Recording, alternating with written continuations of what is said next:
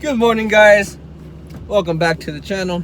And I'm saying good morning. I know it looks, well, you might not see it, but I'm at, well, actually, let me go ahead. It might look dark. It is actually 4 o'clock in the morning right now. Woke up around 2:45 because I have to be at Corpus around 7 so I could drop off that container right there that you can barely see.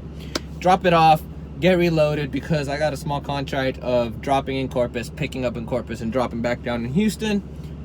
Yeah, picking up in Houston, dropping in Corpus, picking up in Houston, dropping in Corpus, picking up at the same location in Corpus, and then taking it back down to Houston.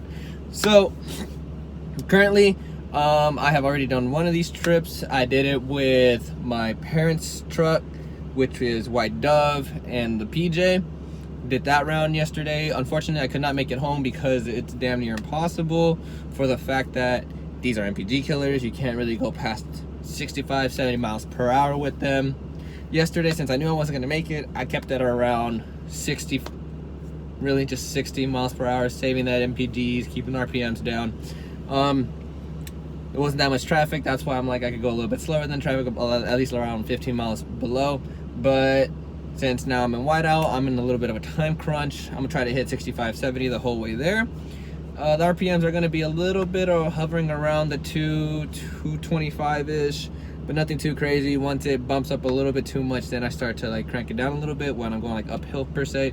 Or obviously if I'm turning, I will slow it down, taking my foot off the brake, let the exhaust brake do its thing, depressurize, and just go. So currently I'm fueling up here at the Buc-ee's, and yeah, this is why Buc-ee's is another amazing thing. They got DEF over there, they got diesel right here, a multitude of pumps. But yeah, anyways, show you a quick clip here of the Buc-ee's, and then I will be on the road and be ready to offload this. Maybe 7, maybe a little bit earlier. The thing is, when I get over there, I know that it's a big company, and they're gonna take priority to load their drivers first and offload them first. So we'll see how long it takes for them to actually offload me. But it doesn't matter, as long as I get there early enough to offload, reload, and come back down to town, I should be good. So let's see how this day goes.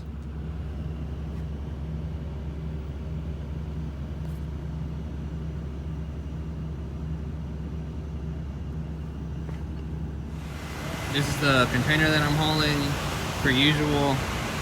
3-4 inch straps, give a little twist at the end. This time my dad was the one that loaded this one, and he put some dunnage underneath. I'm not exactly sure why, but I mean, I guess it might be for the forklift operators. I have done this before when they don't have these pockets, but if they do have the pockets, he must have a reason for why he did that. And good old chain here in the back, all nice and tight, and yeah.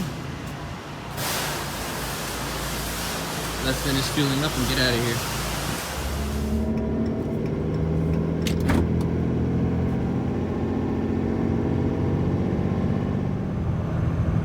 Quick little update on the last clip I made. I said I was gonna push it between 65 and 70, but then I looked at the time that I have to get there, which is 6:40.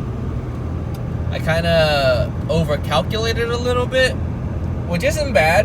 I'd rather be there earlier than late. It just gives me a little bit of playroom, a little bit of room to play with time. So that's why I decided to not push it too fast. Keep it at about 60, keep it at about 1700 RPMs. Try to keep my fuel average up a little bit, because like everybody knows, these containers, they're MPG killers, and right now traffic is light. It's starting to pick up a little bit, but I got enough room as to where I'm going 60 and people can go around me. Now if I do have to speed up a little bit, I will because of traffic, but for right now everybody's just cruising, and if people want to pass me, they can. Speed limit is 75 here, which people normally go about 80, 90, but I'm not in a rush. There's enough room to go around, and it's safe. So yeah, I'm not gonna push my equipment if I don't have to. So yeah, just a quick little update.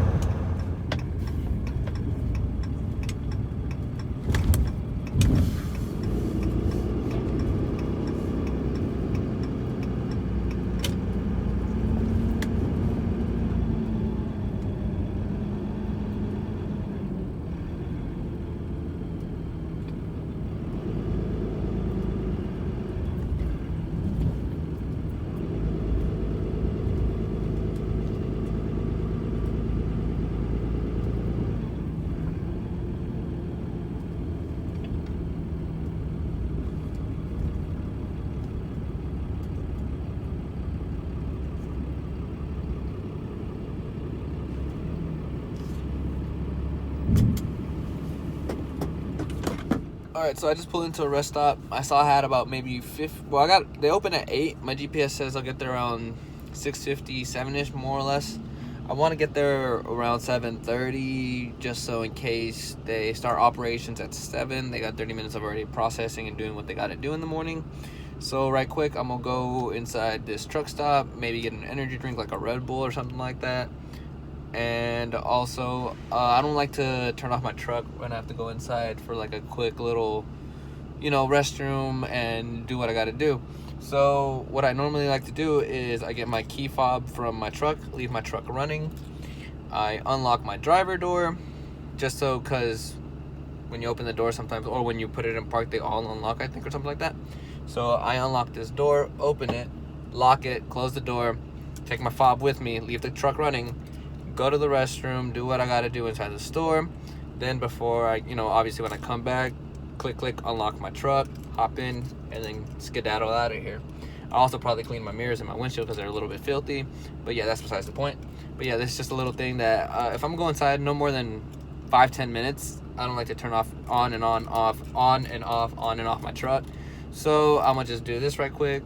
And yeah, just a little tip right there in case you ever have to do a quick little pit stop and don't want to keep on continually turning on and off your truck. So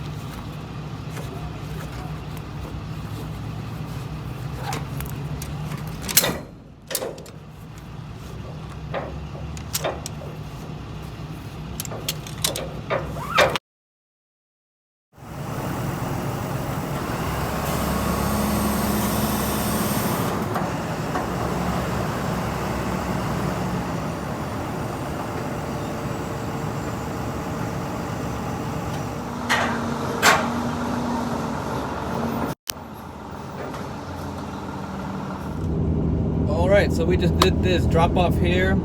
It was quicker than I thought. Maybe if I had made it here, actually I don't think if I had made it here at 7 it would have been that much of a difference, because places like this usually take priority to their own company drivers, which is completely understandable. It's their company, their drivers, so they take priority. But yeah, so I just offloaded here, got loaded with another 40.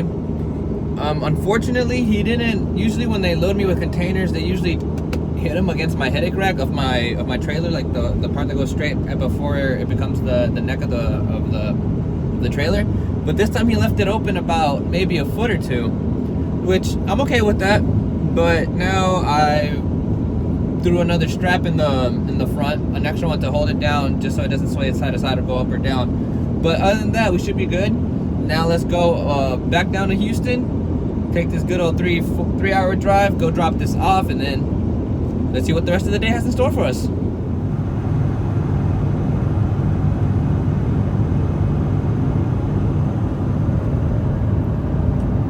Alright guys, you saw how the speed limit is 75. Coming down here to Corpus with the container on, I was trying to keep it between 55 and 60. I was gonna, go a little bit faster because I thought I was gonna just barely make it on a time crunch, but I was a little bit ahead of schedule. So I decided to take it easy a little bit and slow down and not rush it. So you can see my MPGs. This was around what I was doing, between 55 and 60.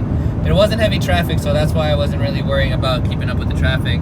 There was enough room for everybody to go around. But yeah, anyways, I try to keep it under the 2K RPMs and kept it hovering between 55 and 60. And of course, when you go up on inclines, slight inclines, the MPGs will go down.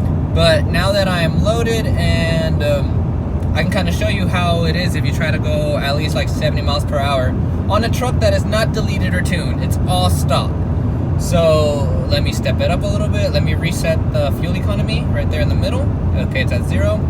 Now I'm gonna step on a little bit. You can see the tachometer tachometer, something like that. Well, the speedometer, yeah, to the right, and you see it gradually going up. You see it's cutting my MPGs, and I'm gonna try to get it to around 70 because the speed limit is 75. So I'm not gonna push my truck hard. I'm gonna just gradually let it get up there. I'm climbing up on the RPMs as well.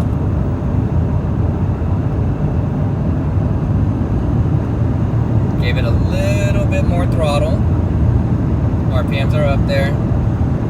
Fuel economy, let me reset it right quick. 3.1. RPMs are high.